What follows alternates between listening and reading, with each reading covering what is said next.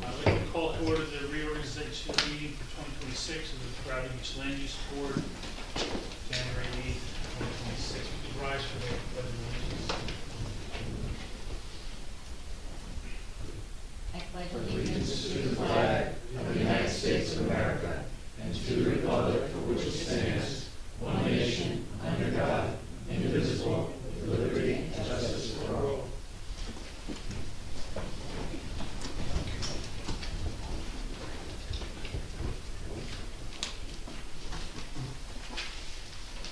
The 48-hour notice as required under the Open Public Meetings Act has been met as notice for this meeting is emailed on December 21st, 2025, published in the Asbury Park Press, the Co-Star, and the Coaster. Copies are placed on the bulletin board in the borough office, and a copy is in file at the borough book. Councilman Park. Here. Mr. Wishbone. Here. Councilman Nowicki. Here. Mr. Bagley. Here. Mr. Cohen. Here. Ms. Mahoney is excused this evening. Mr. Mayor. Here. Mr. Maynard. Here. Ms. Saracen is excused. Mr. Marnett. Here. And Ms. Leahy is, Mr. Frederick. Here.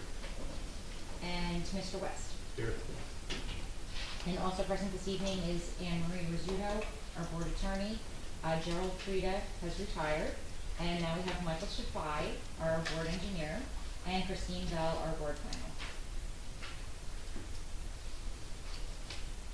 Okay, Anne Marie, do you want to, we have several members that have either been assigned to new positions on the board with different terms, and we have a couple of new members. Yes, so board members, we're going to swear you in two groups. Can I ask Class 1 Mayor Designee, Class 2 Board Member James Wishbone? Where are you? Oh, there you are. Class 2, I'm sorry, Class 3 Paul Nowicki, and Class 4 TJ Tone. The four of you will be sworn in first, and the only difference in each of your oaths is your class. So just raise your right hand, follow along with me, and make sure you say the correct class you're in, and your name, of course. So I Thomas J. Cohen. do solemnly swear or affirm that I will support the Constitution of the United States and the Constitution of the State of New Jersey, and that I will bear true faith and allegiance to the same and to the governments established in the United States and in this state, under the authority of the people, and that I will faithfully and impartially and justly perform all the duties of the office of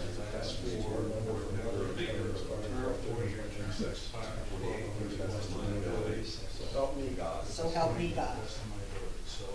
Okay, so each of you please sign your oath and pass it my way so that I can do the witnessing.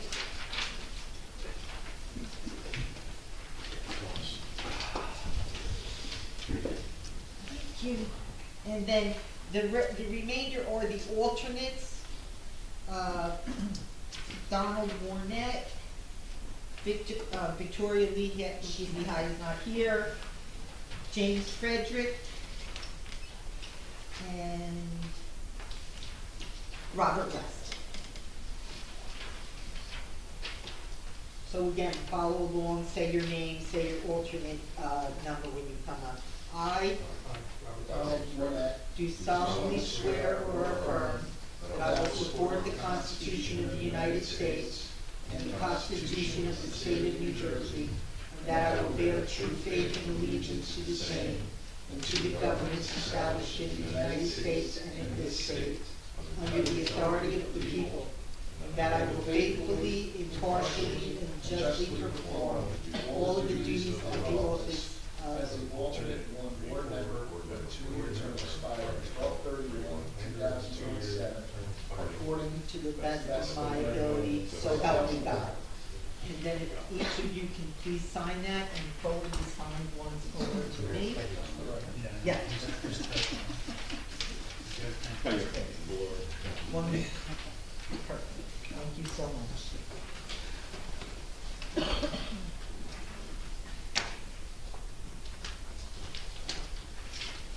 Okay, our next order of business is the appointment of our chairperson for 2026. I have somebody to make a nomination for. I'll nominate Tom Collins, please. Second. Mr. Mayor, you want a second? Yes. Thomas. Yes, I'm sorry. Speak formal.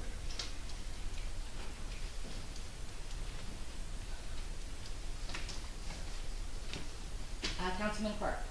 Yes. Mr. Wishbone. Yes. Councilman Nuwiki. Yes. Mr. Bagley. Yes. Mr. Mayor. Yes. Mr. Maynard. Yes. Mr. Warnett. Yes. And Mr. Frederick. Yes. And Mr. West. Yes. Congratulations. Thank you very much. All in favor? All in favor. Work with everyone.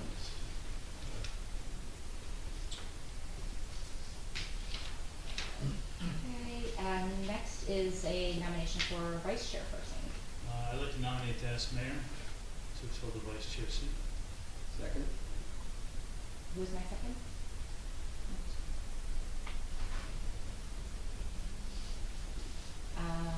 Councilman Clark. Yes. Mr. Wishbone. Yes. Councilman Nuwiki. Yes. Mr. Bagley. Yes. Chair Cohen. Yes. Mr. Maynard. Yes. Mr. Warnett. Yes. Mr. Frederick. Yes. And Mr. West. Yes. Congratulations. Thank you. All in favor? Next is the board secretary. Yeah, I'd like to make a motion for Chrissy Dicker to serve 2026 as our board secretary. Second. Thank you. Thank you. Councilman Clark. Yes. Mr. Wishbone. Yes. Councilman Nuwiki. Yes. Mr. Bagley. Yes. Chair Cohen. Yes. Mr. Mayor. Yes. Mr. Maynard. Yes. Mr. Warnett. Yes. Mr. Frederick. Yes. And Mr. West. Yes. Thank you. All in favor.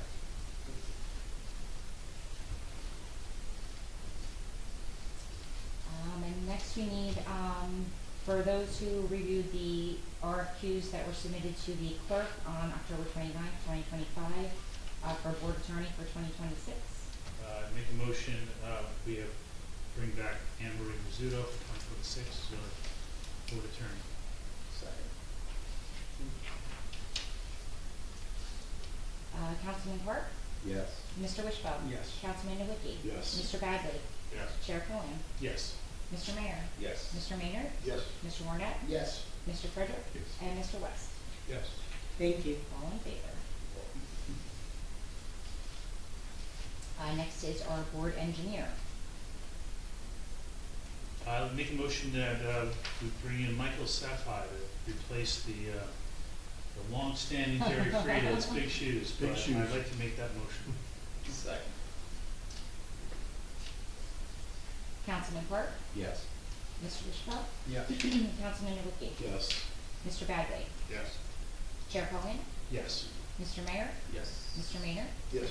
Mr. Warnet, Yes. Mr. Frederick, Yes. and Mr. West. Yes. All in favor. Welcome aboard. Thank you, everybody. Thank you.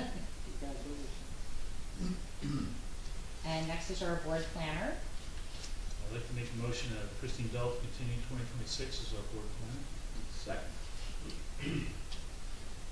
Councilman Quirk, Yes. Mr. Wishbone, Yes. Councilman Awukie, Yes. Mr. Bagley, Yes. Chair Cohen, Yes. Mr. Mayor, Yes. Mr. Maynard, Yes. Mr. Warnet, Yes. Mr. Frederick, and Mr. West. Yes. Thank you. Thank you all very much. Okay, so, I have the standard newspapers. I know there are some changes that are up and coming, but has anything been solidified on that yet? Well, the statute is in effect, and, I'm sorry, the statute is adopted, and the effective date is March 31, I believe, for the requirement for use of the borough website as the official publication for hearings such as this, as well as for your annual meeting notice. So for now, you do what you always did. Send it to a newspaper that still publishes. Like, I had a board secretary send it to the Star Ledger. They're not doing any publications anymore. Okay. So they can't be an official newspaper. So you send it to the one that makes the publication, you send it to the other two, you only need to prove one, get that published, and then what I would suggest, I don't know if you have a resolution right now, because what you could say in the resolution is, and effective April 1, the borough website will be the official publication. Okay. And so from there, you have to have the advice of your town attorney, your borough attorney, to set up that page, to do it right in accordance with the law and all that. So you need to work with Erica. I was just She's saying, got I'll to check do the with same Erica. thing. So if you don't want to just add that in right now, you can wait and we can do the annual notice all over again in March for April. So it's up to you. You can put in a line right now in the resolution that says, and the borough website at, Okay, so our annual notice will go in the newspaper, but then I would just have to publish it on our website as well. yes, yes. Come No, April. no. Your resolution has to be that as of April 1, that will be the only official place Okay. that we must publish it. There's no more newspaper publication. So for example, What about the applicant? the applicant has to provide the notice and we have to put it up on our website. Okay. Now, I don't know the law surrounding all of that Right. stuff, so there's gonna be some bouncing around. But obviously, we're not a newspaper.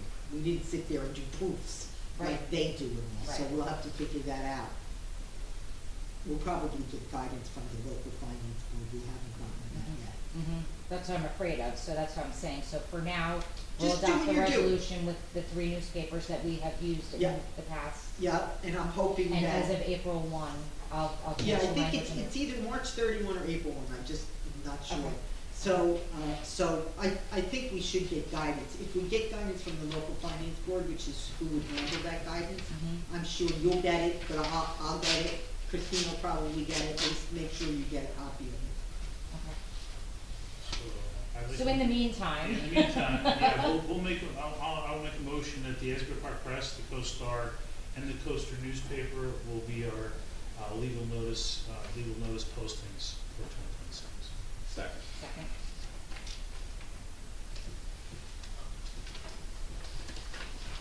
Let me just do an all in favor for the newspapers, or do you want individual? No, it's all in favor, it's fine. Okay. Anyone Those disagree? opposed? Yeah. Okay, all in favor.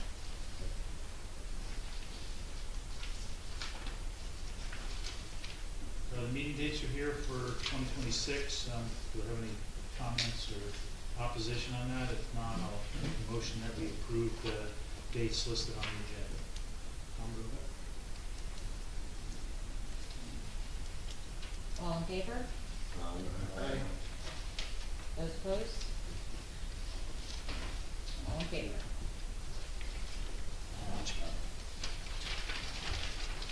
Okay, So I will, I know, or at our last meeting, we had advised the applicant, who's in the process of revising their plans, that we would notify them of the February meeting date.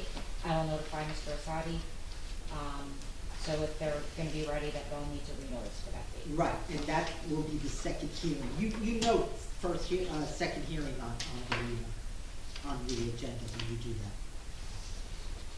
When you put them on for the agenda, on the agenda, note that first hearing took place on. Oh, yeah, yeah, X yeah. date. Second hearing is now. If it was carried over, yeah, Yeah. I make a notation. Yeah. Thank you.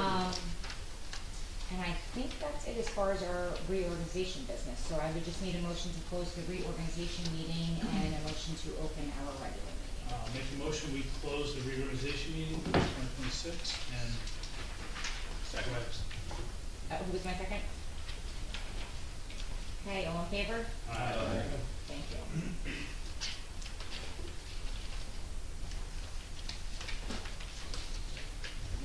Okay.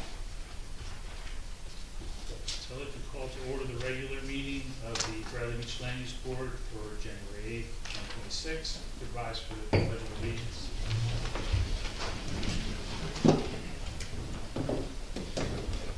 I pledge allegiance to the flag of the United States of America and to the republic for which it stands, one nation, under God, indivisible, with liberty and justice for all.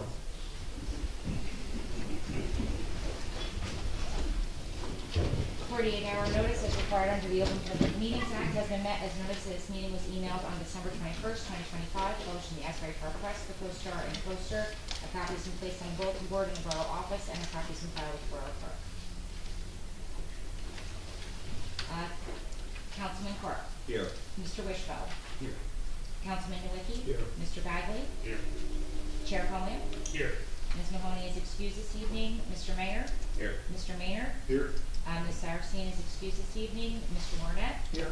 Ms. Leahy is excused this evening. Mr. Frederick. Here. And Mr. West. Here. And also present, Anne Marie Rizzuto, our board attorney, Mike Chapai, our board engineer, and Christine Bell, our board planner. Welcome to, and thank you for attending the January 8th, 2026 Bradley Beach Land Use Board meeting. The board will observe a 10 p.m. time limit. There will be no new applications or new testimony started after 10 o'clock without polling the full board. If an application is not completed during a meeting, a continuation date will be announced by the board attorney. We would like to maintain a civil environment for the public hearing and request no calling out from the audience. Everyone will be given the opportunity to be heard.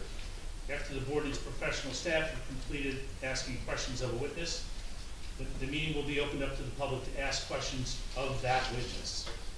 There will be a time for questions only and not for comments. If you have a question, please raise your hand. I will acknowledge you to come to the podium. Before asking your question, please state your name and address. Also spell your last name and direct all questions to the witness. If a person from the public is represented by an attorney, he or she must speak through that attorney. All attorneys should register with their representation with the board at the start of the hearing.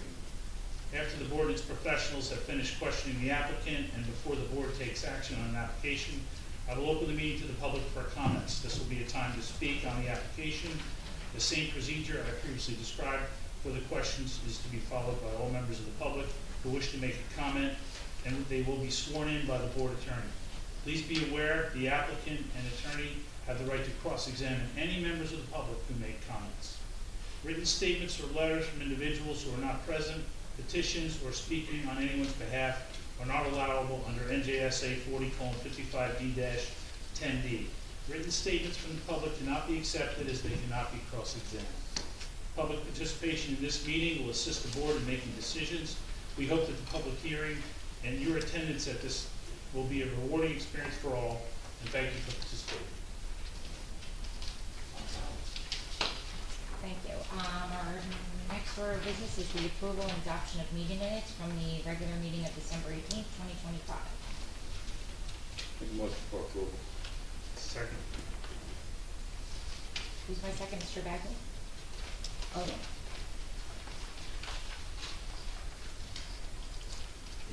Mr. Bagley? Yes. Mr. Wishbell? Oh, actually, he wasn't in attendance at that meeting. I don't believe we can vote on it. Yes, he was. Yes, he was. He was sworn in. He was sworn in, but the last meeting we didn't, oh, okay, I'm sorry. Never mind. Mr. Wishbell? Yes. Councilman Nowicki? Yes. Mr. Mayor? Yes. Mr. Mornet? Yes. Mr. Frederick? Yes. And Chair Cohen? Yes.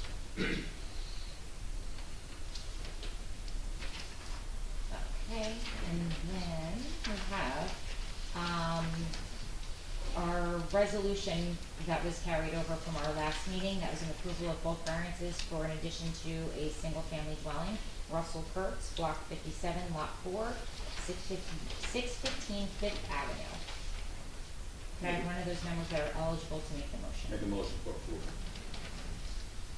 Second. Second.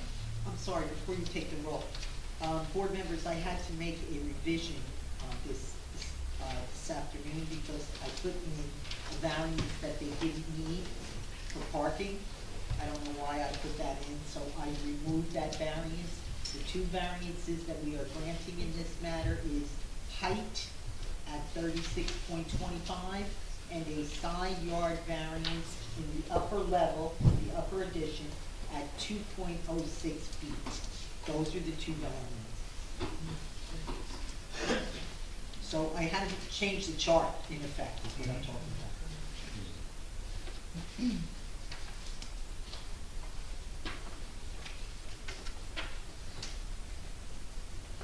Okay, Mr. Wishbell?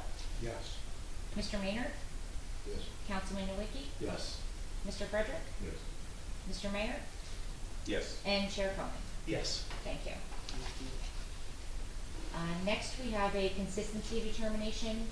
There was an ordinance that was introduced by the Borough Council, ordinance number 2026-1 of the Borough of Bradley Beach, amending and supplementing the Borough Code of the Borough of Bradley Beach, Chapter 450, entitled Zoning, to establish a new zone entitled Affordable Housing 4, which is going to be AH-4 zone, which was introduced at the Borough Council meeting on January 1st, 2026.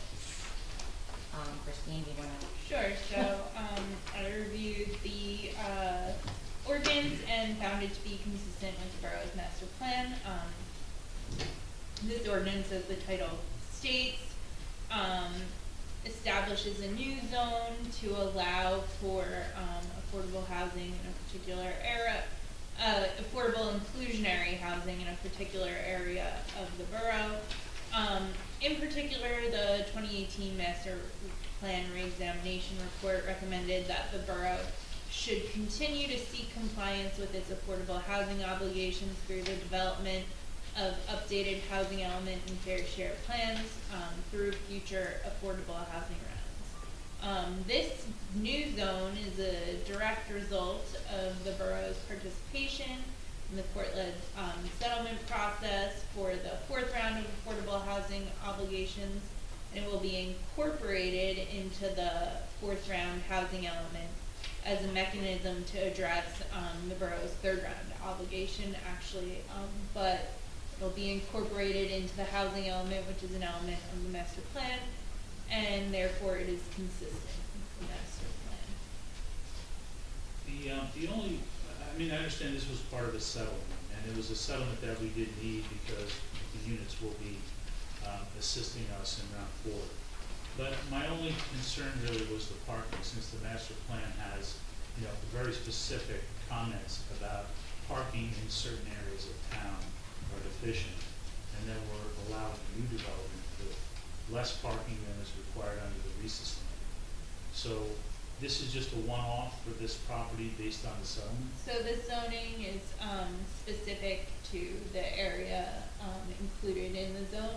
It is, part of, it is specific to this site and is not setting any type of precedent for the rest of the borough, and is not what future parking standards will necessarily be. It's just specific to this zone. Just for this property, and again, it's a settlement, it's not, so it is beneficial to both parties. Right. At this point.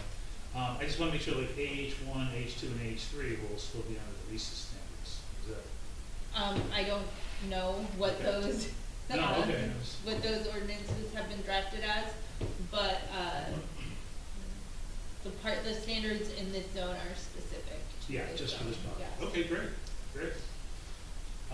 Based on the planner's testimony, I would make a motion to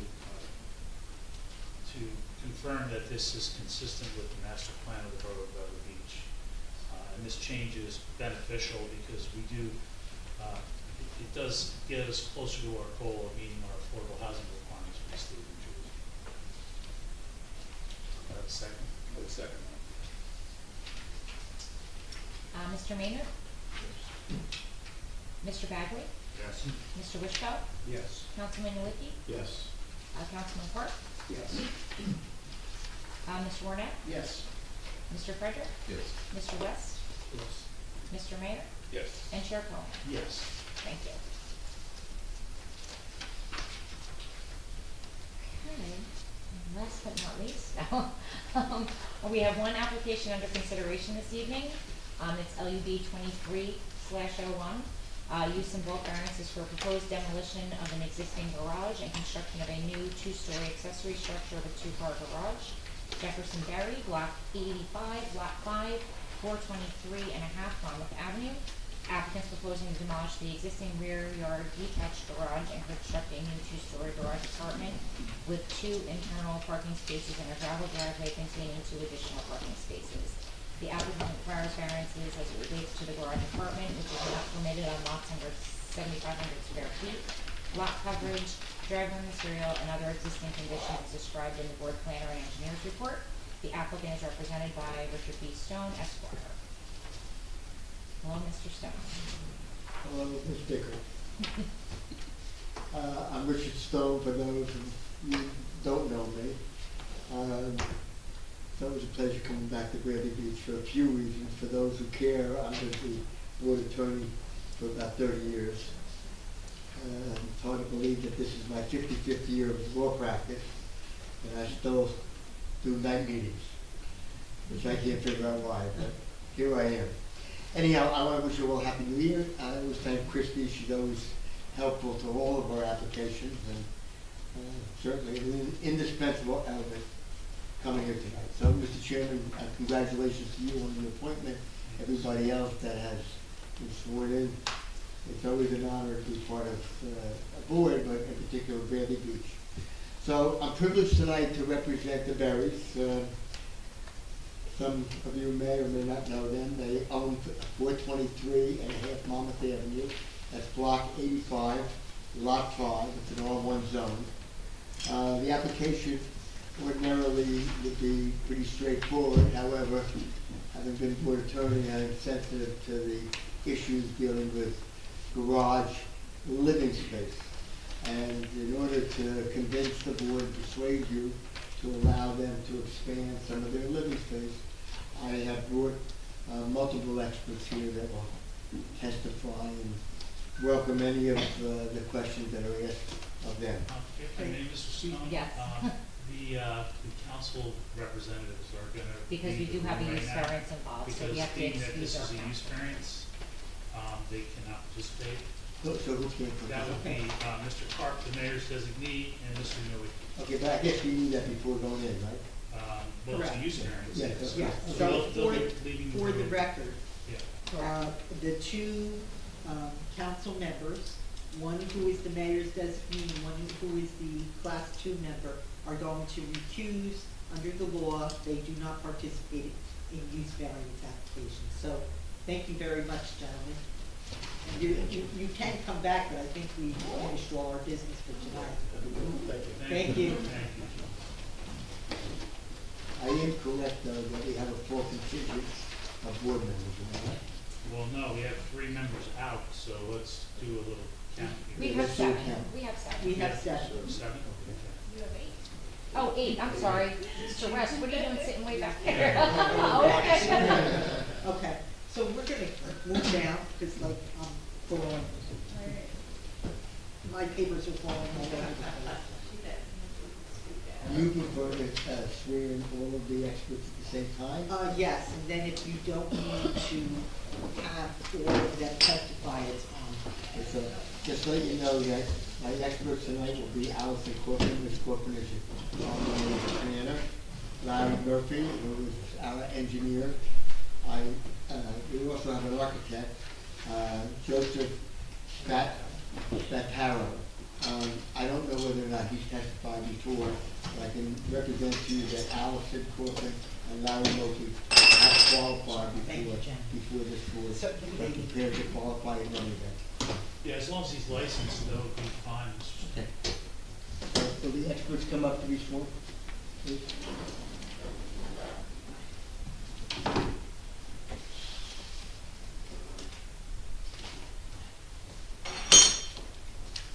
Make sure you get these for me later, signed forms. Hello, good evening. Raise your right hand, please.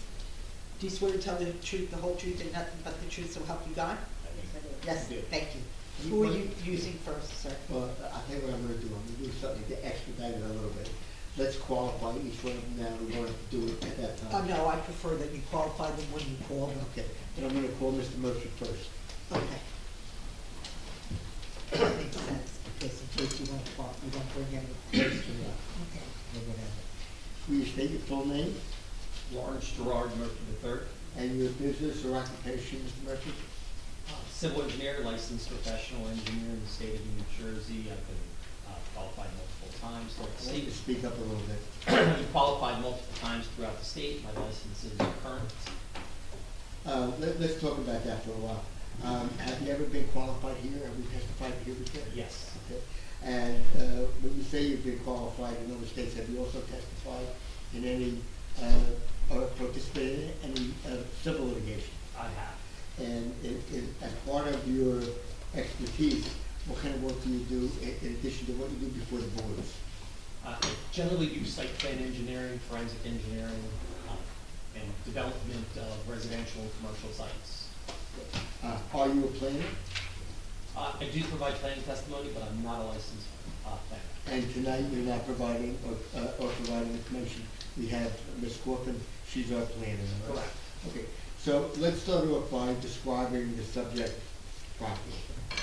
So the site's in R1. It's there's an existing single-family house. It's located at 423 and a half Monmouth Avenue, Lot 5, Block 85. It's approximately 5,000 square feet in lot area. The lot is 33.33 feet wide by 150 foot deep. It's adjoining Lot 6 to the east, and it shares a common driveway, a shared driveway. There's an 8-foot wide easement that's split along the common property line of Lot 5 and Lot 6. The easement extends 4 foot into Lot 5 and 4 foot into Lot 6. So there's a shared paved driveway that goes in between the two residential dwellings. And once you get to the back of the residential structure, it turns into a stone driveway. Each, the subject property has a single-family house with a attached deck on the rear and also an attached patio. Then there's a separation between the house, the patio, and the deck to the existing single-car garage that's located along the rear property line. There's a one-car garage that's detached that is approximately 1.6 foot off the rear property line and 2.8 foot off the side property line, which is the common property line of Lot 6. The garage at the I'm house. sorry, excuse me, you're giving a long answer, and I realize that I neglected to put something on the record with the attorney. Okay. So if you don't mind, and Mr. Chair, I'm sorry, I apologize. I had it on my list, but we have an issue of res judicata that I looked at, and I would just like to hear your statement as to why this property, this application is not barred, or is barred. The applicants applied for approvals on this same property in the same garage a couple of years ago, and my research shows that things have changed since then and that the application is different. Could you just highlight for the Sure. board what your legal basis is? I didn't, I would just say, no, I was not, I was not certain that you would raise that issue. I meant to, Okay. just to make a record, It's that all we right. know it's out there. It's all right. But I was prepared to answer that. So, the good news is that when the earlier application was proposed, I was not the attorney, and I didn't get a denial. So that's a good thing. The bad thing, however, is that I was confronted with res judicata. And those of all of us who know that means that had there been an application before, unless you materially or substantially change this application, then the earlier denial is enforceable. So the first question is it different? And the answer is positively yes. In the earlier application, and this goes to the very essence of this application, having been a board attorney, having been before this board, and familiar with Reading Beach, I know that the sensitive words of art are garage apartments. And the main thrust of that has always been a concern, is when I was involved, that the apartment would be rented, the rental would include a full contingent of living space, and thus it would be concern for the municipality as far as service and other considerations. When the Berries came to me and indicated to me that they were about to file an application, they told me indeed they had been represented before, that I don't know whether or not, Christie, I don't remember if I asked for a transcript of that. I think that I may have, but I don't have the transcript. But what I understand in that application, having not been present, the first thing is that that application suggested they were going to have a full apartment, which would include bedrooms, expanded area, a bathroom, and a kitchen. And when I told them that it would be difficult, if not possible, to bring that application back in its present form, they engaged an architect, and he made a significant change to the application by removing the kitchen. So the removal of the kitchen, I would respectfully submit, is a substantially changed application, because it's not the same request. They're not seeking the same relief. In addition, there were some other minor things that had to be done. They reduced some of the impervious area. They were agreeable to modify the aesthetics of the property. But the main thrust of the different applications was the absence of a kitchen. And I would submit to the board and to you, Mr. Dura, that does the trick. Yes, and also for the board members' edification, there was a change with respect to the zoning. Previously, the apartment, the required minimum lot size was 5,000 square feet, and at current, it is 7,500 square feet. So the mere fact that the council changed the zoning requirements, and in fact, this is a use variance now, is enough to come back to the board. In other words, res judicata says, if the board decided this before and denied it, they should not come back to us unless there is something substantially different. So here we have two things. One is the zoning, and that's easy. This is a big change in the zoning. And two is the changes to the actual plans that you have in front of you.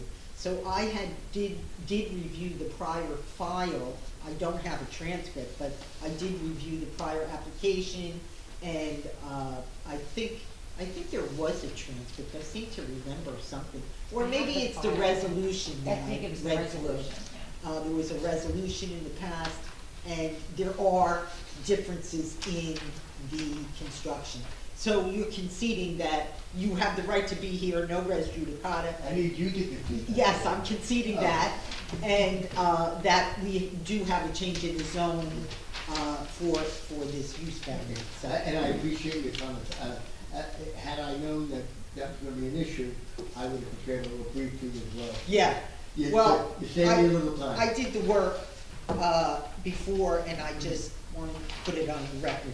So I'm sorry to interrupt you, sir, but you were talking about the shared paved driveway, which I'm very interested in, and I missed some of what you said because I was scribbling very fast, but I see that it's an 8-foot wide shared driving between the two houses. Running along the common property line between lot 5 and lot 6. Okay. Running the entire lot line all the way back to the rear property line. Okay, So 4 foot on each side. okay, very good. Okay, I am gonna interject something. Because there is that common driveway, I should report to the board and to the professional that the two adjoining neighbors are here to support this application, including the neighbor that has the common driveway. You know that, right? Yes. Okay. Is there a written easement though? There's a deed, I have a deed I can submit as an exhibit that has a reference to the easement. I don't have the original easement when it was recorded, but I have a deed that references the easement and describes it. So, you should submit that, I would like to see that, but minimally, you're describing in the middle and saying 4 feet on each side, is that consistent with the, survey that's been filed? The survey shows the driveway, it doesn't show the easement, Okay. but that deed right there references the easement. Does it describe it by meets and bounds or no? It describes it by along the common property line, 4 foot into each lot, going the length of the lot depth of 150 foot. All right, is that a copy for the record? I'm just looking, I see where Larry, put a yellow mark on the easement, which goes to the very point you just mentioned. So I'm gonna ask, Christie, can you put another, identifier on that? We'll make this A1. Yes. And, may I see? Before you do, can you please tell me the date on that document? Sure, do you want the recorded date? Yes. Looks like June 3rd, 2015. Go ahead and mark that in and then pass it down so I can take a look at it. Just wait until the clerk is ready. I mean, the secretary is ready. So I have a question. That's a reference to an easement, not the easement. I don't know. I haven't seen it. But normally an easement, especially one that's not that old, frankly, is accompanied by a meets and bounds description, which is prepared by a surveyor. Most county reporting won't take an easement unless that is actually in there. This may be a deed, It is. which includes an easement, and you're allowed to do that, and it needs to be reasonably described, hopefully. Yeah, it is referenced in the notes of the surveyor, but it is not called out on the survey. Okay. Probably because he couldn't plot it if there wasn't a meets and bounds. He would have had to, the surveyor would have had to do a bunch of research to make sure that he could have plotted it in there. So, I'm sorry, the description that we're referencing, the meets and bounds, No, it's not. it's not You meets see and the bounds? yellow highlighted area? Yeah, I do, I That said it was in a refers to driveway. eight So foot. that was actually part of the original deed. It doesn't appear to be a part, there's two different deeds here. Okay, why don't you pass it down and I'll take a look. This one, yeah, I just wanna make sure I'm marking it correctly, cause this one was recorded in 1999. That's the original. That's December 8th, 1999. Yeah, that's the original. So reading the description, there's sufficient information to plot it from that. Along the common property line, 4 foot into lot 5, 4 foot Are you, into lot. are you seeking any relief within that, any of No. that easement? Okay. No, it's more just for information that there is an existing easement Yeah. that basically benefits both property owners, 4 foot on lot 5, 4 foot on lot 6. Yes, I understand. Provides access for both lot 5 and lot 6 to the garages in the back. Lot 5 is the subject lot? Correct. Lot 6 is the adjacent lot to the east. All right, if I might take a look at It's that. highlighted. Thank you very much. I was looking at your driveway there, 2 feet of it is on lot 5, and the rest of it is, what, 5, 6 feet on lot 6? Correct. It's, the physical driveway is not centered on the easement, but the way the easement's described, it's centered on the common property line. So the actual driveway is slightly offset into lot 6. If you're driving a car, and we'll call the property owners of lot 5, could theoretically pass along there within the easement and still drive on the driveway. So the driveway width at its narrowest point is 7.3 foot, 8 foot required by the ordinance. And 2 foot's on lot 5.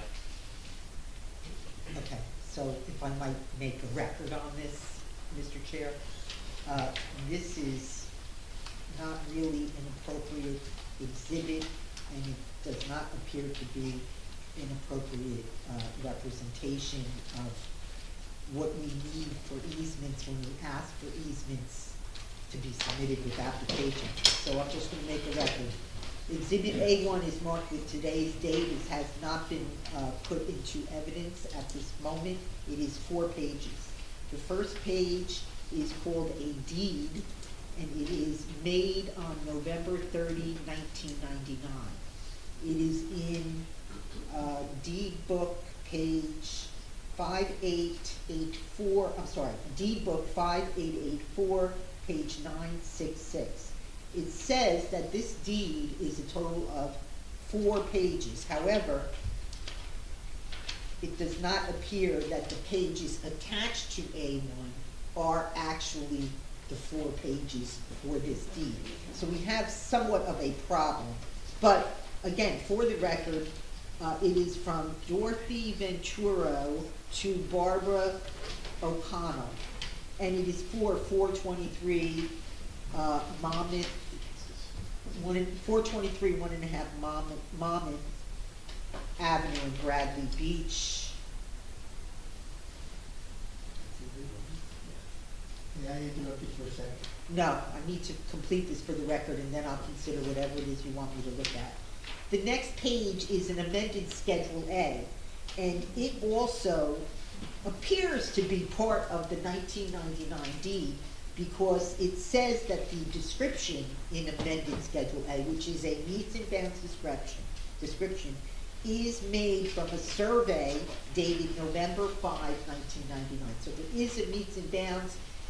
The problem is back then, the deed book and the deed page would have been appearing on each page. Though there is no deed book, and now when you record, you no longer get that page number on. I think we have the originals here. I Okay. have made copies. Okay, so we'll go to that in a minute. The third page is a certificate of acknowledgement for one of the signers of the deed. It is the third page, and it is November 30 of 1999. So those 3 pages appear to have been that deed. The second deed that we have is between O'Connell and Jefferson William Barry. So maybe they're now husband and wife or something, it appears to be. It's a dollar deed. It's dated May 22, 2015. And it's only the cover page of the current, what may be the current deed. So that explains Exhibit A. Do you have a different document, I sir? have the 2 originals. Okay, so I you mean, have no they- copies, correct? No. Okay, so let me just take them for a minute. I'd like to get through this very quickly, but unfortunately, board members, we did not get these ahead of time.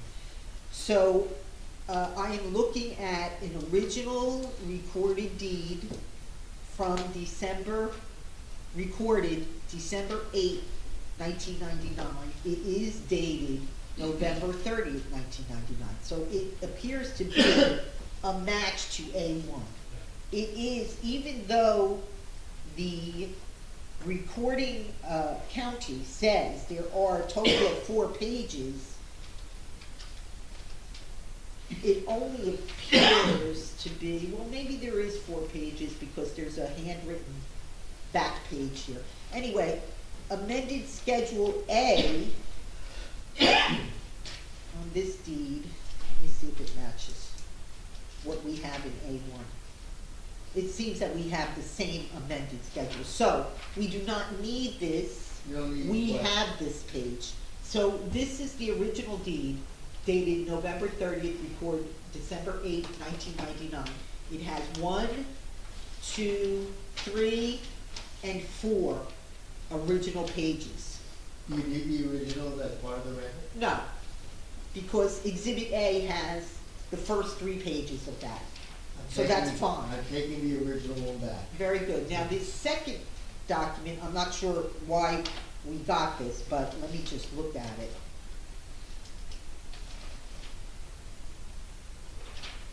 Looks to me like a clarification. Yeah, so this one, That's a 2015. right, it matches, partially matches, May 22, 2015, from Barbara O'Connell to Barbara O'Connell and Jefferson William Berry, and we know Jefferson William Witherspoon, AKA Jefferson Witherspoon Berry, is the husband and wife that are here before us as applicants. It has the dollar. It does not specifically continue the easement, but of course, it also does not abandon the easement. So the easement continues. I have no indication that this is complete at this point, but it appears to be. So, do you want me to mark the original? No, Okay, I don't need to mark the original. I don't think it's necessary. I Right. think Yeah. The explanation of the description of the Exhibit A is fine. Is clear, permitted. It explains, as Mr. Murray was about to do, if you take a look on page 2 on the Schedule A, it's pretty explicit as to where the easement is.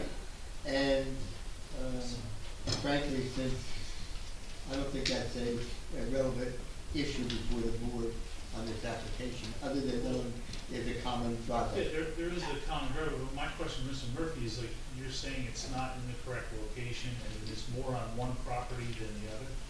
So the easement basically physically exists on the deed and on the properties. There's pavement or sidewalk between both buildings, so theoretically you could drive anywhere you want, but there's a sidewalk, we'll call it concrete, next to the building. You're gonna err a little more on lot 6 than lot 5. Mm-hmm. It's common that when you have a common driveway, you have a good relationship with your neighbor, you're driving down and you're not obstructing the path.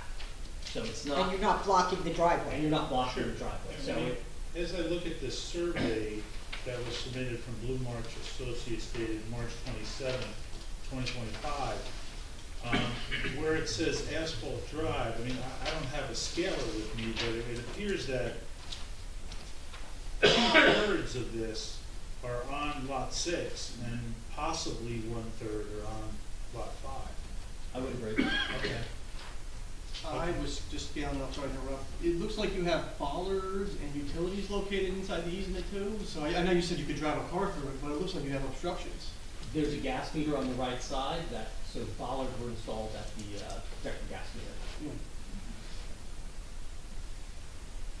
So are they built inside the 8-foot easement? The bollards are They are. within the 8-foot easement, or 4-foot on lot 5.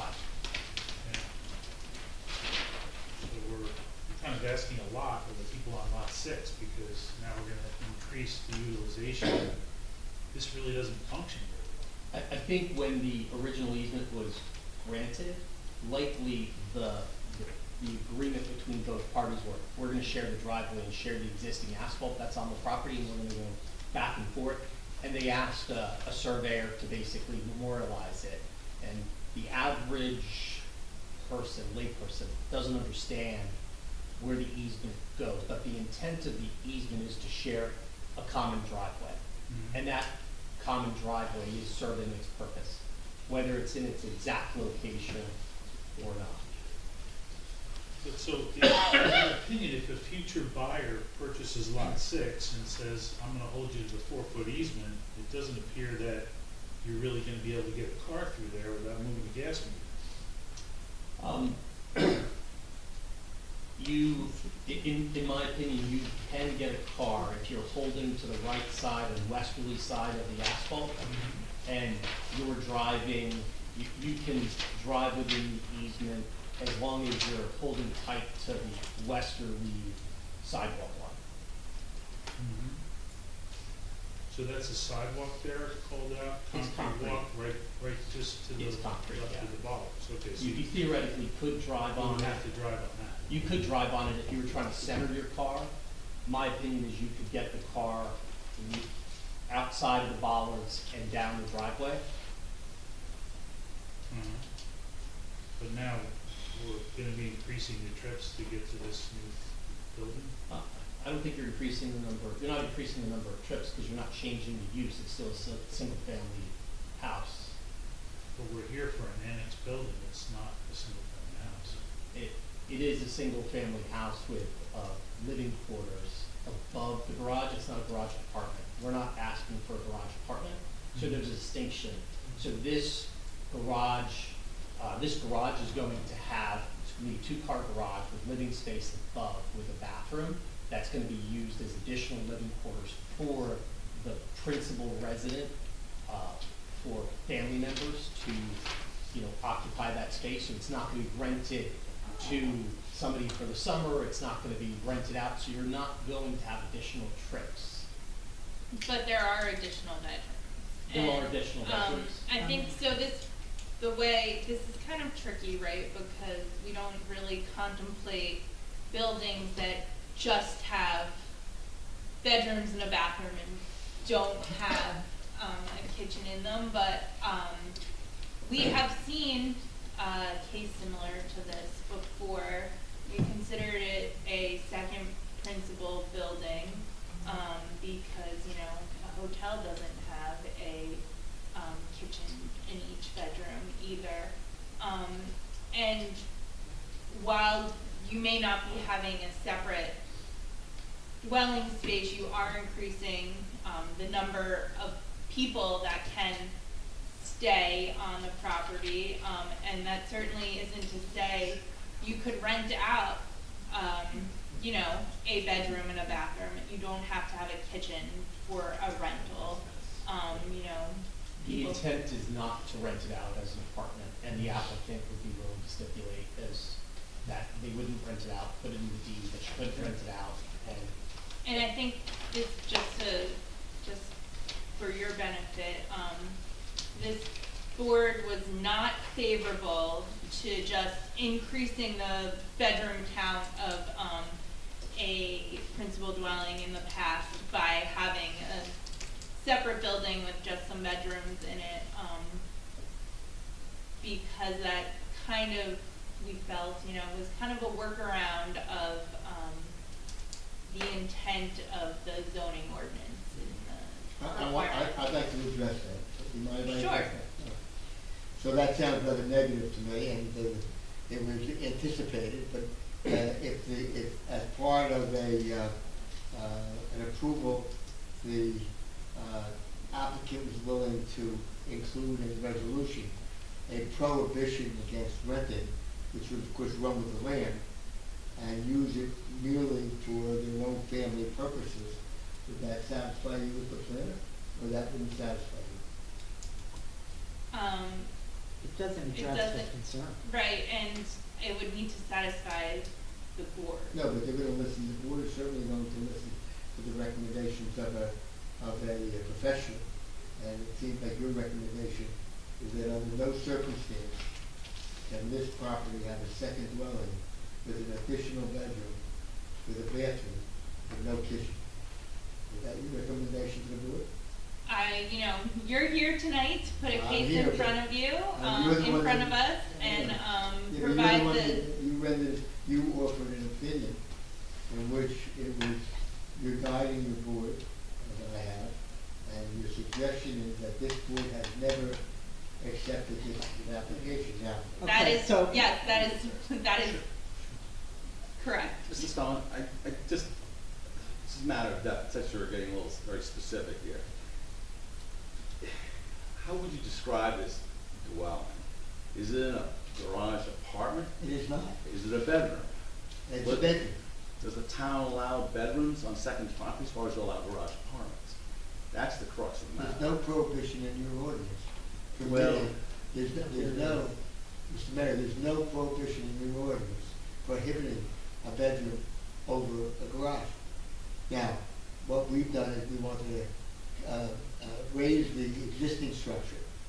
And particularly because the planner is going to testify that in and around this part of the community, there's very similar structures. But they're garage apartments with kitchen, bathroom, and bedrooms.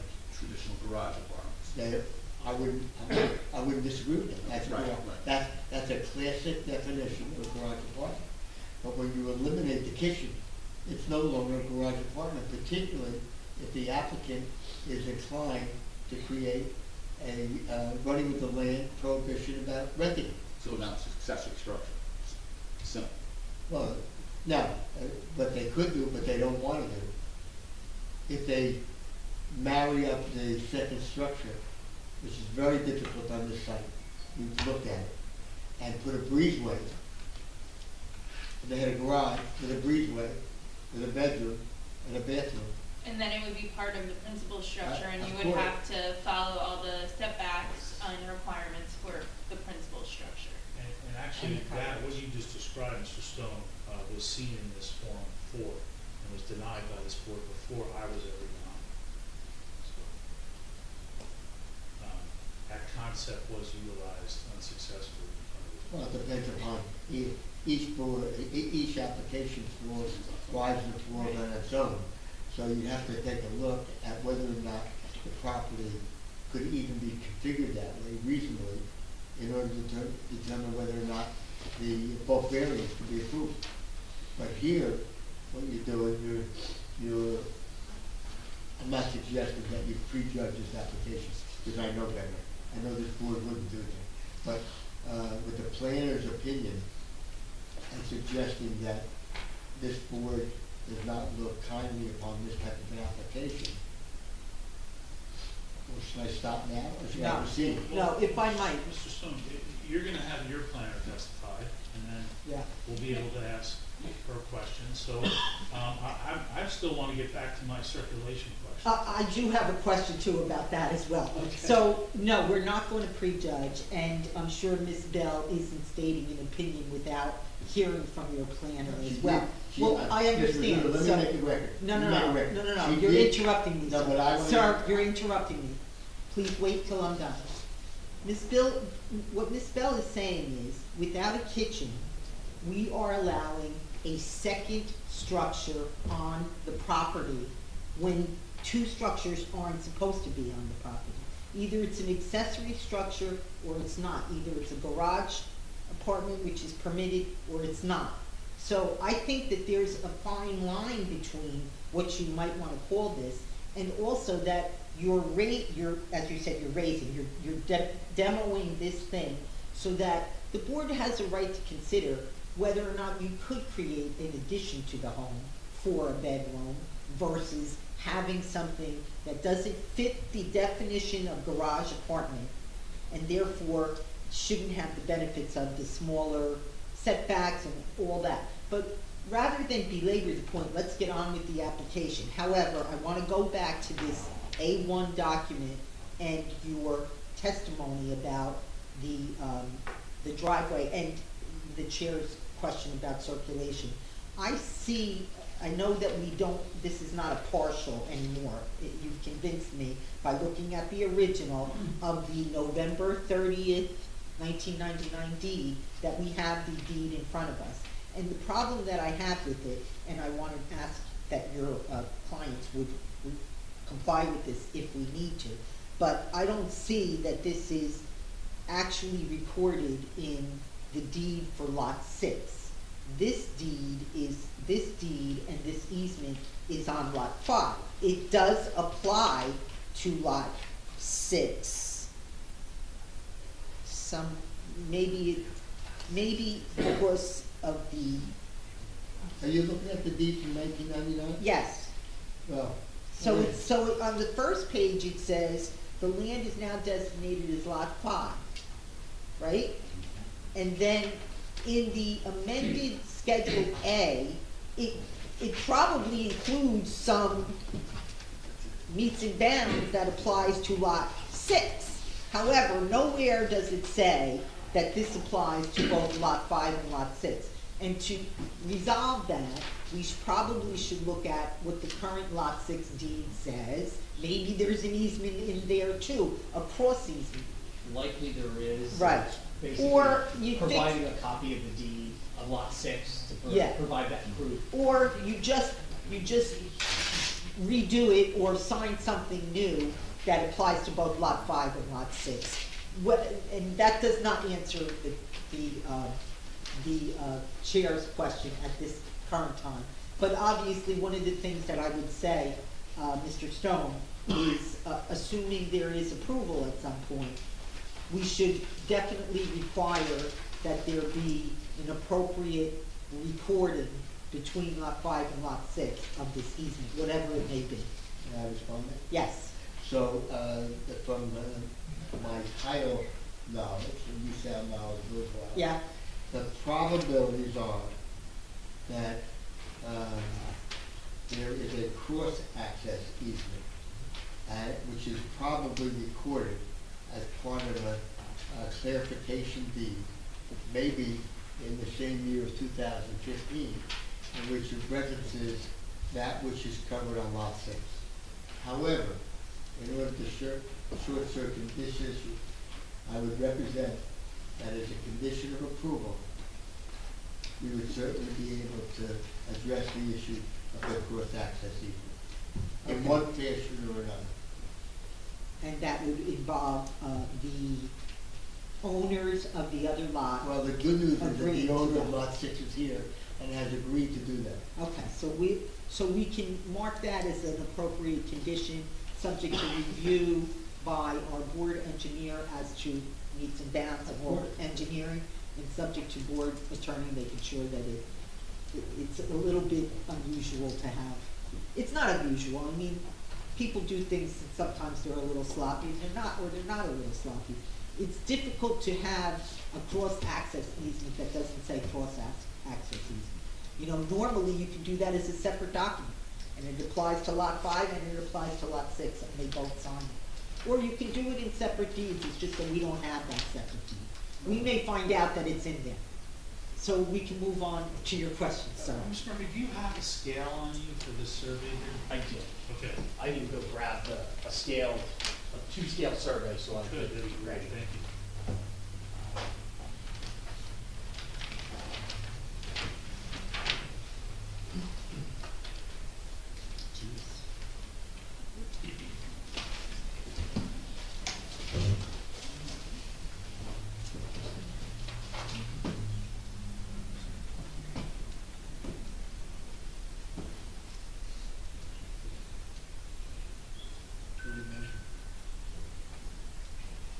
I have a scale survey. Okay, great. What I'm looking for is the distance between the easterly wall of the house on lot 5 and the property The easterly wall on lot 5. line. 5. And the property line. And the property.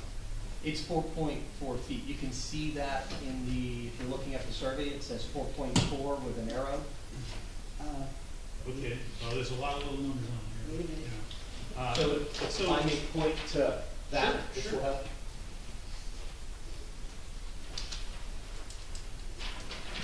So 4.4 is right there, and 4.4 is there. Okay, And- so in other words, the whole distance between the house and the property line is part of the easement except for 0.4 feet. Correct. So in that 4 feet is the gas meter and 2 bottles. And I would state that likely when the easement was originally created, that gas meter was already there, and the bollards were already there. But they're there now, and we're gonna increase the density on this property. And this would get substantially more use when it really does not function as per the testimony about the easement. So I would, in this case, if it's a concern of the board, I would recommend that the easement is adjusted and the location is adjusted, and both deeds are modified to represent what's actually in place, 2 foot on lot 5 and 6 foot on lot 6. So to shift the easement towards lot 6 to be properly aligned with the physical conditions in the field. Well, it would have to be 8 feet off of the bollards in order for it to function under our ordinance for an 8-foot driveway, would that be correct? Not 8 foot off the Well, the bollards. bollards can't be in the, in the functional Correct. throughway, so, So I would go so far as I prefer to have the edge of the sidewalk be the edge of the easement, which is about 2 foot off the property line, okay. and then 6 foot into the other property. Okay, that would To basically align the easement with the physical presence of the paved driveway, because that's, we'll call it, the intent. Likely the intent of both parties is you're looking at a driveway, you want to adopt an easement to overlay on that. Mhm. Because everyone understands, oh, here's my driveway, that's where I drive, that's where the easement should be. But I think when it was recorded, it didn't, the surveyor didn't explain it well enough to both property owners that the easement isn't going to exactly align with the asphalt. Mhm. So I see that. it would be better served to modify the easement to align with the existing asphalt, because that's where everyone's used to Because driving. it doesn't really function as per the easement right now. Because it can't, because the bollards are. It doesn't function as well as it should. It does function, just doesn't function as well as it Mhm. should. And then, what about concerns about, it's like our job here is to avoid conflicts between neighbors. Now we have this easement, which is very small for this additional property. Now, right now, the folks who currently, according to the comments from Mr. Stone, who own lot 5 are amenable, but, properties change hands, things change, people want to put fences up, and it creates conflicts in the future because it doesn't function well at this point. So I think, I go back to my original comment, to realign the easement is probably best. I think the future lot owner of lot 6 would have a very hard time of putting a fence on the edge of the easement, because it would actually restrict his use of the driveway in and out of the property. So the driveway itself and construction of the fence 4 foot off the, they construction 4 foot off the property line to designate the easement would actually preclude lot 6 from getting in and out of the property. Sure, but it's not just fences, landscaping, people want to do different things to their property and. Sure, and I still think it would prohibit the use of the driveway by lot 6. So I think any obstruction or lack of cooperation by property owners, future property owners or current property owners of lot 5 or 6, getting into a dispute and starting to put up barriers would prevent the use of either property owner from using the driveway. But moving forward, I would recommend that the board, if the board chooses to approve this, is to realign the easement to match with the physical presence of the driveway. So that would be your recommendation? That would be my Okay. recommendation. Great. And let me just add to this. So what the applicant's expert is saying is, moving to the condition of approval, not only do we want the easement to apply appropriately to both lots, but we want it to actually be described the way it is being used. And frankly, the things that you're talking about and that the witness says they really can't do is strictly between the two owners. So if we force the correction of the easement in the deeds for both properties, which people in the audience, the two owners have to agree to, if we force that, we can clearly make it that this is what you're buying into if you're a future buyer of one of these properties. You're buying into love your neighbor for the rest of your ownership or not. So someone who doesn't want to do that just should not buy it. You know what I'm saying? I agree that there's room for trouble, but if we look hard and make sure, and our board engineer is pointing to where so I know what they're talking about. We're ending up with an 8-foot wide driveway, which is a small driveway, but it's. Well, it does meet the known code, but again, my concern is that, historically, this gas meter was added at some point with the volleys as per code, but it was done into the easement. Yeah. So easements can be problematic, and here, that's my concern. Yes. Understood. Do I have questions from any other board members for Mr. Murphy? I have a question. Maybe it is or isn't for you. Somebody brought up about other properties, okay, with similar apartments, whatever we're calling it. Like lot 6 is one example, correct? And I assume this is an error on this survey. It says 1-story frame building, but it's actually a 2-story building, correct? Yes, it's 2-story. And is the second story there a full apartment with a kitchen and bedroom I believe it is. That's on lot 6. on lot 6? So the survey is incorrect? So the survey is The incorrect? survey labeled it wrong as a 1-story. We'll look to solve that ahead of time.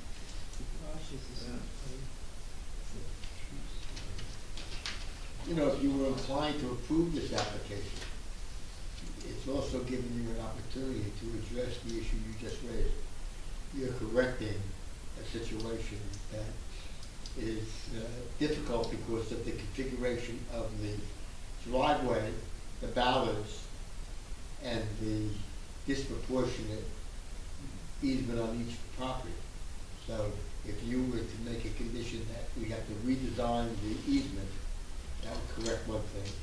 To shift the driveway so that it's 2 and 6, that would correct it, and the ballard stays in a position. You would solve that small problem in the overall picture. Well, depending on, how lot 5 would acquiesce to that, but, you're right, Yes. correct that. I'm Correct. gonna- The board I'm gonna can't, ask Rob. hold on, the board can't order anyone who's not an you can't, applicant but- to do anything. but So it- it's the applicant that has to have the compliance through that. But it's our job to make a safe situation, and I don't think the circulation is not proper in the way it's presented. Yeah. Thank you for pointing that out. Thank you for going by the site. So for the record, lot 5, lot 6 would have a 2-story frame building in the rear yard, which is depicted in this plan as a 1-story, in error by Blue Marsh Associates, the survey. So we clarified that. Any other questions from the board members? No, for the engineer? Seeing none, okay, go ahead, Mr. Thank you. I only got to, I didn't even get fully through existing Oh, conditions. I just want to make sure. We need to hear about stormwater management. So there's several existing nonconformities on site. The lot area is a half a square foot under the 5,000 square foot required. It's 4,999.5 square feet. So technically, there's a half a square foot deviation. The That's lot- for the principal structure. That's for the principal structure. The lot width of lot 5 is 33.33 feet, where 50 foot is required. The right yard setback of the principal structure is set back 3.81 feet, where 4 foot is required. The other side yard setback, or the left side yard setback, is 4.4 feet, or 6.67 feet is required. The maximum impervious surface under existing conditions is 65.7%, or 60% is allowed. The garage itself has a minimum accessory rear yard setback of 1.6 foot, where 5 foot is required, so it's encroaching by 3.4 feet, and the side yard setback to the common property line between lot 5 and lot 6, it's set back 2.8 foot, where 5 foot is required. Also, the driveway is a minimum of 7.3 foot, where 8 foot is required. It does vary as you go down, but the minimum is 7.3. And then because it's a shared driveway, it violates the minimum setback to a property line for a driveway of 1 foot. Because it's common, it can't comply with that. And then there's also an existing variance for the existing driveway being a stone driveway. So the proposed application is looking to demolish that 1-car garage and construct a 2-car garage with a living space above the garage. The garage itself will be 18 foot wide, 21 foot 2 inches deep, and with a 381 square foot footprint, set back 5 foot from the rear property line, it's 5 foot from the side property line. The site will be reduced in impervious coverage from 65.7 to 64.46%. A variance will still be required for impervious coverage under existing conditions and proposed conditions, even though there's a reduction. What's the Because number? 60% is allowed, so existing is 65.7, proposed is 64.46, 60% is required. So existing nonconformity under existing conditions, variance is required under proposed conditions.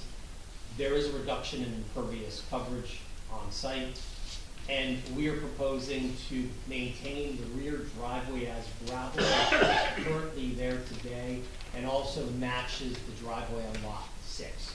So there's a section of the driveway that is asphalt between the two buildings, but once you get past the back of the building, the driveway turns into stone under existing conditions behind lot 6 and lot 5.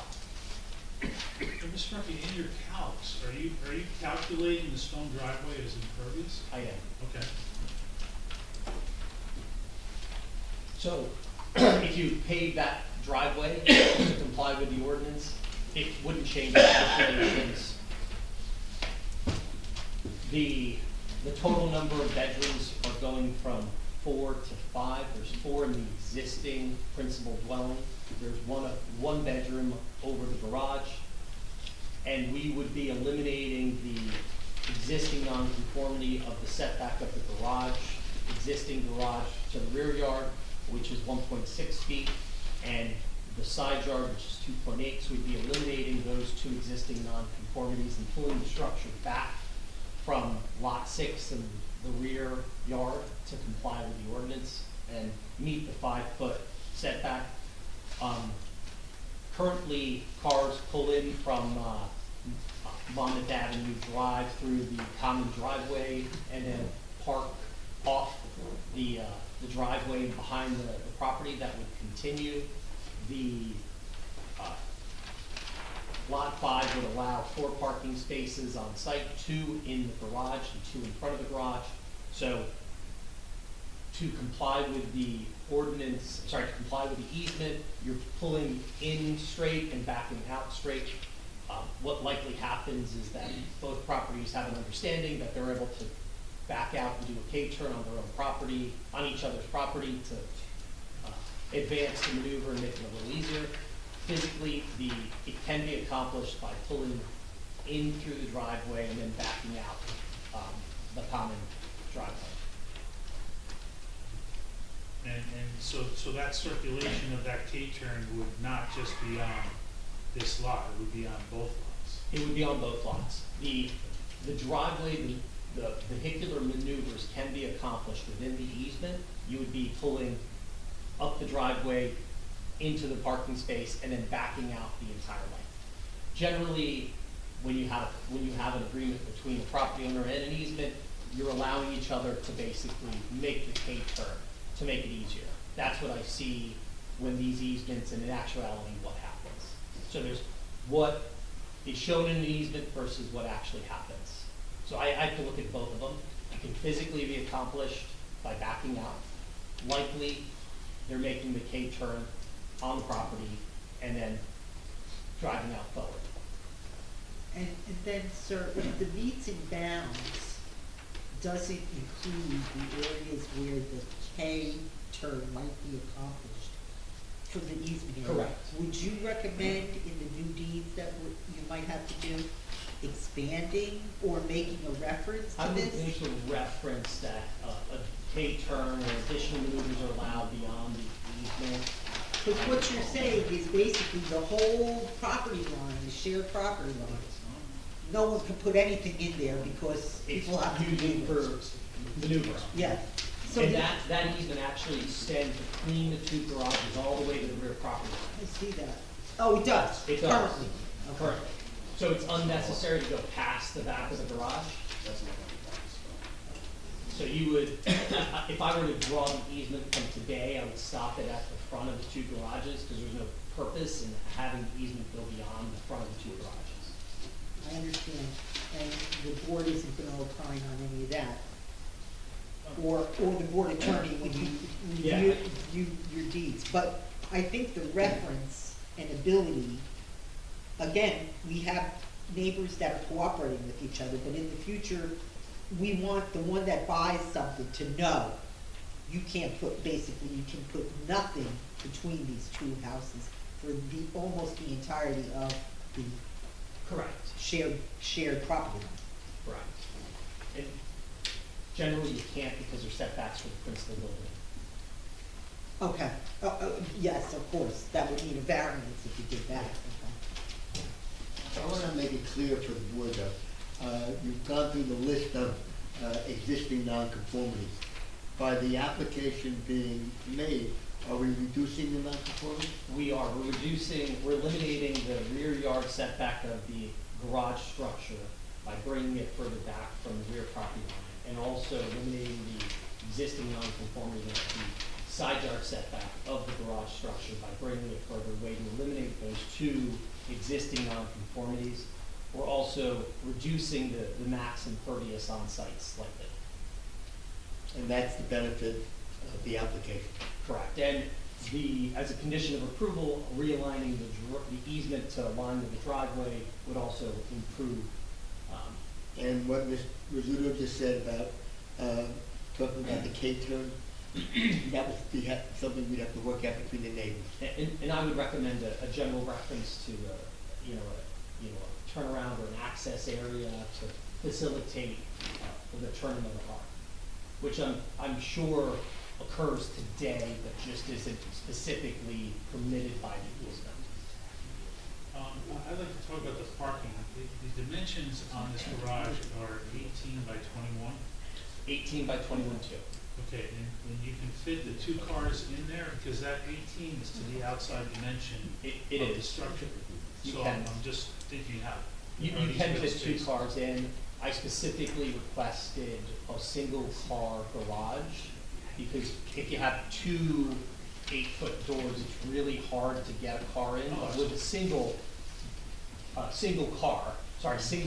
garage door that's 16 foot, you can get two cars in through the 16-foot door. I mean, most two-car garages we see minimum are 20 by 20. So that's why I'm just concerned about the side-by-side. You can get it in. You're gonna have to consider how close you park to the side wall, which way you park. But as a property owner, when you own it, you figure that out.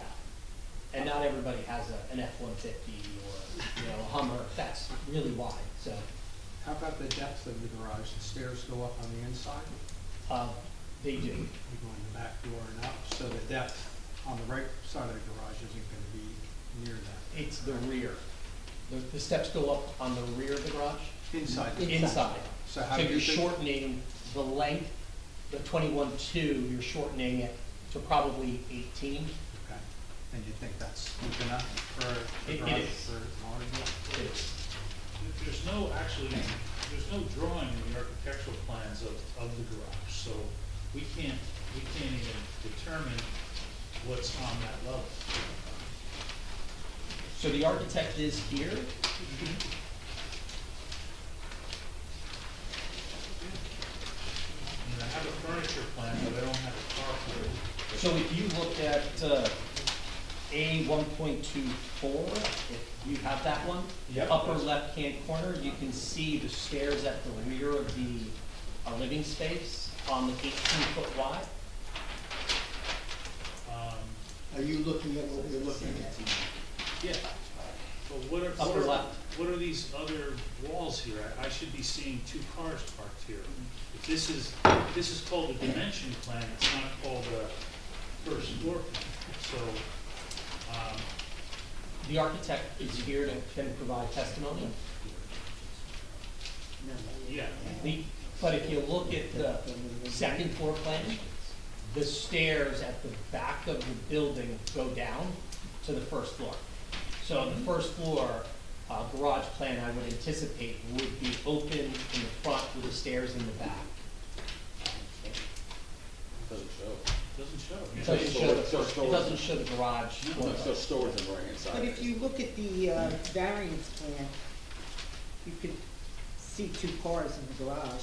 Yeah, but not, I mean, we should have them on the architectural plan. I mean, there's all kinds of other walls built into this that, I mean, if I approve this, I'm gonna assume that's what is gonna be.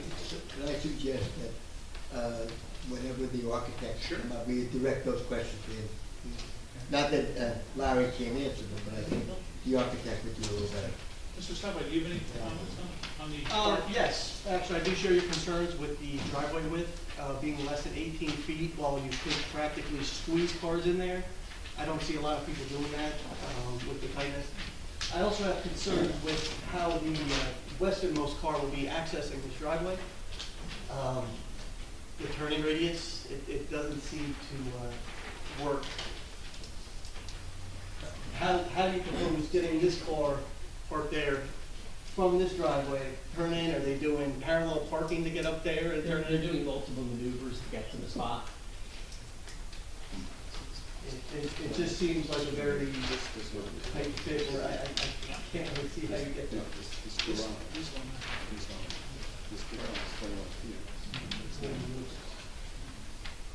So with multiple maneuvers, you can do it. I have a driveway that's similar, and I'm able to do it with my car in front of the garage. So is it, can I park an F-150, extended Ford Expedition with ease? No, it's gonna take multiple maneuvers. But it is feasible and it is doable. And not everybody has a 18-foot long car. Some people have smaller cars, which makes it much easier to get in. But generally, you don't have a wider garage door than 16 feet. Generally, a two-car garage, single door is 16 foot. Everything above that 16 foot is generally special order. So everyone has a 16-foot wide two-car garage. I'm hung up on a couple of things there. Like, I'm listening, what we're talking about easements, talking about the garage. I'm still gonna go back to definition, because I have a real hard time with what this is, what's called. It has to be called something.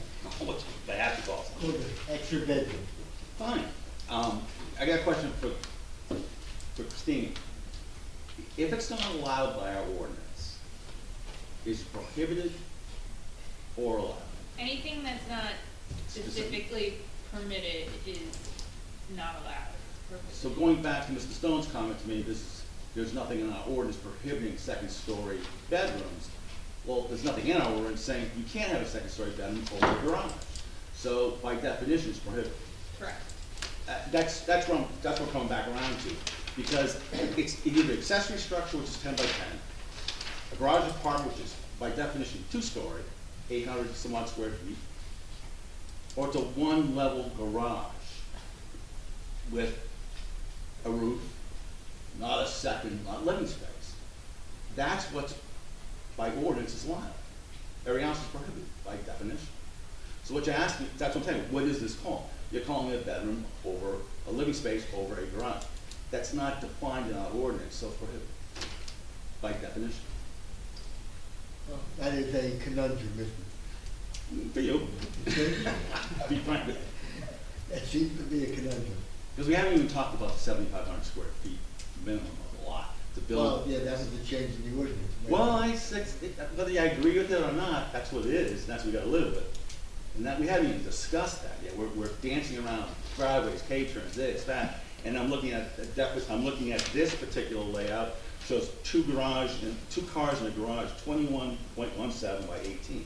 But yet, the plan doesn't even reflect that. Okay, so let's be a little creative. Let's try. I'm tired of being creative. You're the ones to be creative and present it to us. I know, but let's try to be a little creative. All right. All right. So you have a proposal of having a second structure on this property. Correct. People want to put a bedroom on there. I want a lot of things to. You know, my mother used to say life is a little different. Life is full of compromises, you understand? But they should be able to put something there. I'm not gonna argue should, that has to be before the town council. whether they should be allowed to put something there, that is up to the town council to redefine the ordinances to allow structures like this. Personally, I'm just being right from it. It's prohibited. It's not allowed on that lot. Two things are against it. What's defined as and block size. That's certainly a disappointment. I can understand. As always, you always argue with your client's best interests. Oh, I'm trying, but I know. The response I'm getting is that there's no alternative. Is that what I'm reading? I didn't say there was not, but I'm saying this is not viable. And I know you can't, each application stands on its own merit. And you're right, this was here before. And it is substantially different.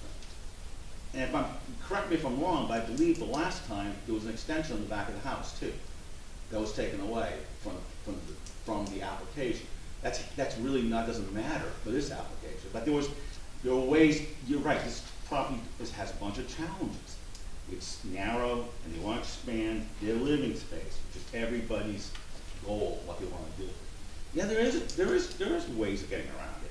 I'm not sure exactly what it is, and I'm not going to tell you what I think it should be. But there are alternatives.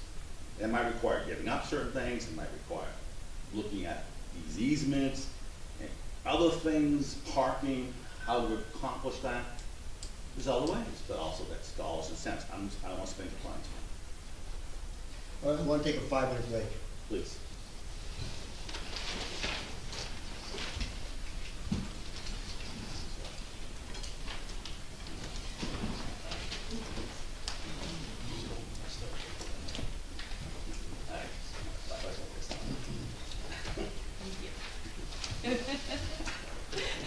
Yeah.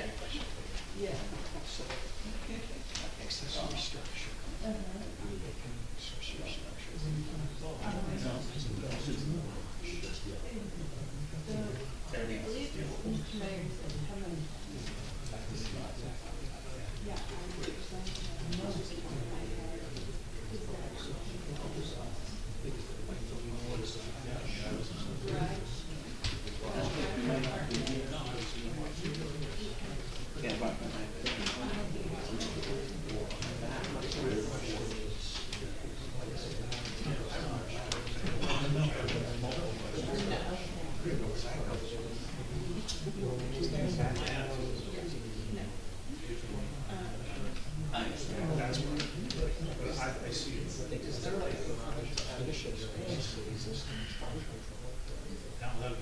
Well, it's not our job to. No, I'm not recommending, I'm just curious in my own mind, because that was part of the, oh, It's not our job to.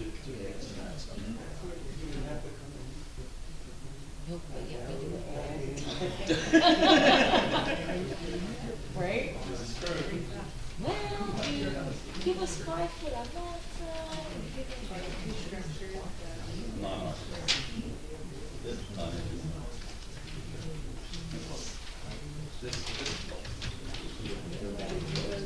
Well, I have more questions on this application. Oh, fine. It's just a,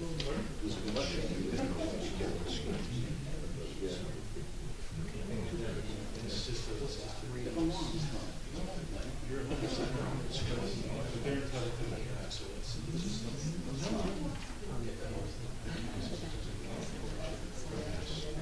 You know, it's a use variance, it's ours, yeah. Right? Well,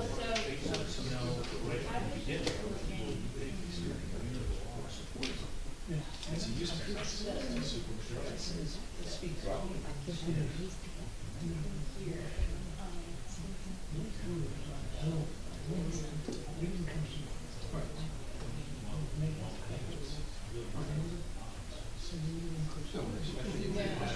no, I don't, I apologize. I've read it.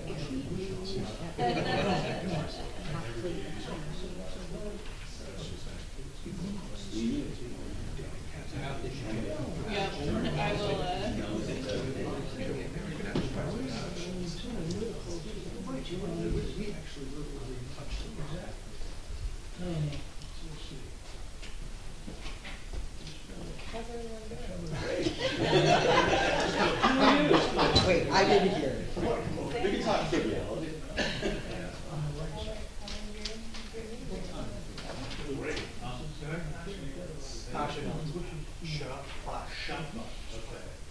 So fast. Good. So baby. Good. Get big. How old? Most people get it wrong the first time. Okay. No, we don't take two. Yeah. Close 2 enough. and 3 months. I'm sure Christie got it wrong the first time. Like, it's almost 4 months. I don't think I did. We babysit our daughters, S-H-A, 1-year-old, Okay. walking around, Yeah. having them all. Do we require She's a blast. the deeds to be filed? The 3-month-old started daycare on Tuesday, so, Mom and dad deal with it. honestly, it was like the least stress I've felt in 3 months. She's more upset she's gotta go I don't think that's something you're supposed to No, say, you're not. but like, it was like nice to have a little, yeah, because. So we, they're not granted. There was a second one, Robbie, no, we already did it. What I don't Yeah. do is go too far. Sometimes, we did this morning, actually. I think he's finishing up something they're doing in the But that's- finishing period type thing, You're not. along with the board. I think Well, he's- yes, he's hanging around. I think he doesn't know what to do with himself, because I walked by his pretty much empty office the other day, and he was sitting at his desk, and I was like, what are you doing? Lot five for lot six. Then I'm gonna do mine with He wasn't, kids he spent his stuff whole that he's career gonna at do. No, he was in Boston. Virgil. Special. I'm trying to- I was there, Me, I'm trying to remember when he first came over. It was before Sandy. And then it's gonna The be board with him. some. And And if that can't be accomplished, then it doesn't right, matter. and like Yeah. this, 2008. like this. 2008, but it would be this way. You can push No, I the, might break it. Jerry got there about maybe For all of that, You have and to went go to, how well to get those. CME, and then and don't take up the debt. She came to Sandy, then she. You know, yeah. one's got an overhang on the trees, one's got a patio out there. They got, But he left for work. Yeah, he left it for maybe a year and they a got, half before. We didn't all help broke and loose. they do have space where they're probably showing around each other's. Their multiple offices, his office, and I believe it's in Wall. Property. Right also, It's a half. I was So all it should be a down. half a half, half a garage. Yeah, it's got a half He address probably- anyway, so they it was probably subdivided, it was probably once upon a time. No, I But it was two people who didn't get along. Big so- enough, not big enough to But, you know, I mean, that's shared, it's true, I mean, luckily they get along, but that's all. If you don't, yeah. Okay, I signed all these, and, you know, you can swear in this Yeah. That's I had actually a brief, I mean, you know, brief stint the at, clerk can do I'm a notary. yeah, the clerk can do a swearing in at any time, I don't think that's a problem. You just gotta be able to sign. and then If you Kelly, can't sign with your notary, you can at, sign. what's her name, Jen, before me was leaving, But there was a- knew me from me coming here for application, she was like, hey, I hope you're happy at your job, but, do you wanna take mine, because I'm moving. It's supposed to be a shared easement kind of thing or whatever, we couldn't find any documentation. One day we put out just a brick. Yeah, so And then actually they rather couldn't open than their door on like the car very and special the because driveway. in one calendar year, the zoning board. It's a simple matter, it's not a township problem or a borough problem, like, I'm sorry, you took the plan here, or you don't like each other, or whatever the case may be. And the board was like, I don't think it's something that anyone is.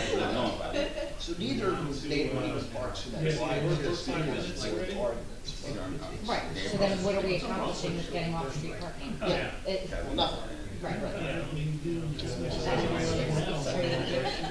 One driveway goes so. Yeah, you were I there.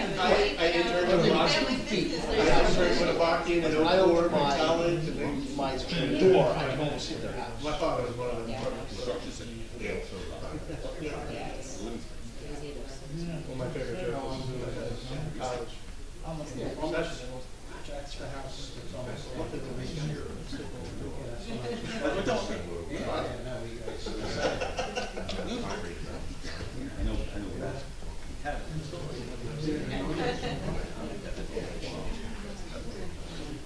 Oh, okay, yeah, it's not there. No, Thanks for sharing. Yeah, right. For the record, we're back, Mr. Stone is back, Hold on. after a 10-minute recess. We decided to go to hotel day. Is the record on? Now, you don't remember, but Hold on, does is the anybody record on? remember the Go ahead. Lorraine Bradley Hotel? Yeah. Anybody old enough to remember that? So my aunt owned the Lorraine part of the Lorraine Bradley. So I go back to the 40s. So in those years, we didn't have zoning ordinances, we could build it. You know, I say that to people all the time, before 1960, there was really no plans. You could build anything. But was that hotel 50 rooms and they got a liquor license back then? Yeah. All right, so, we've taken some guidance from the comments of the board members, and we're going to retool this application. We have some thoughts, preliminary, and they include some of the things you said. We're going to address the garage apartment, and with the change in the square footage, we overcome the raised roof corner, so that part of it's somewhat resolved. But I think it has to be retooled, that we're not giving up. I want you to know that we're going to come back. I would ask that we carry 2 cycles. I should give my architect an opportunity to redesign it. We're going to take a look and find a deed, which, Yeah. if I can find the adjoining deed, I'll send you to have a description of the cross-access Yes. easement. I'll give it to you and to the engineer. And let me just make that for the record, because I already made a note. I didn't think we were getting along. We would like the deeds Part of the for deed. both lots. I understand. And, you know, you might have to go back a couple of I times. get it. I get it. But I'd rather have the things marked appropriately. I will remind you, whatever it was worth, before I was a practicing lawyer, I was a title officer to I was a title insurance. And in those years. And for the record, I'm passing exhibit A1 to the Board secretary. board secretary to maintain in the file. What is the date in March? The date in March is March 19th. That is a Thursday. We start at 6:30. I don't have to renotice? Sir, you do not have to renotice unless your plans change to add variances. Then you have to renotice. If there is something substantial that you feel makes it that you should renotice, then you should renotice. Okay, I will. We can talk about it if you want. You have a card? Yeah. So we're announcing now, correct? Yes, for anyone who's here on this item for Monmouth Avenue, this will be reheard on March 19th. If it's not on March 19th, there will be additional notice supplied by the applicant. It may be that I might need more time if I do, I'll communicate with Christie, and I'll let everybody know. And, Yeah, because if you're not ready for March 19th, I generally, since we are carrying it to that date, Yeah. I generally list it on the agenda and make a notation so that the public's aware that you're not moving forward or you are moving forward. So to be clear, there will be no further notice for the date of March 19th at 6:30 in this building unless the applicant adds variance relief, in which event there will be new notice. If he changes the date to come back later, there will be new notice. Okay, that's for 423.5 Monmouth Avenue, for all those interested in that application. Happy New Year, and thank you for your Happy New Thank Year. you. Thank you. patience. Do we have any further business, Christie? No, we don't have anything affordable wise, correct? Nothing Not new? right now. Okay, so there's nothing. So that's really all we've been getting updates on, but we have our settlement and we just did one of the ordinances. Yes. So there hasn't been anything We new. can look forward to the balance of those ordinances, coming forward. Everything needs to be adopted by March 15th, so. Okay. Will their decision be made by March 15th? Well, who's The, fair share housing, they've already agreed to it. we've settled, yeah. Yeah, with we've that. settled, but will we So get we it just right? have until March 15th to adopt all of them. Now, see, I have March 30th in my book, and I'm like, then all of a sudden I read something today about March 15th, so it is March 15th? They're moving a goal line, or? I think March 30th might have been, So when will we have, AH 1, 2, and 3 ready for the council to?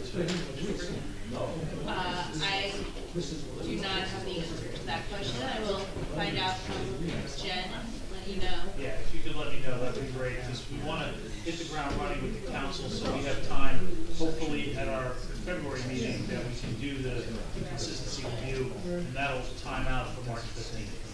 Oh, yeah, that's true. Yeah, so, unless, because I prefer us not to have a special meeting. Yeah. Absolutely. Same. Yeah, great, so is anyone else have any other business, board members? Welcome aboard, Michael. Sure, Peter, Thank you, it's a pleasure to have you, and I make a motion to adjourn. All in favor? Aye. Okay, see you on the 19th, February 19th. February 19th, thank you. TJ, Yes. what is, oh, never mind. I don't, It's not online. It's not. never mind. Last year, wow. Watch out. Sorry. Nice meeting you.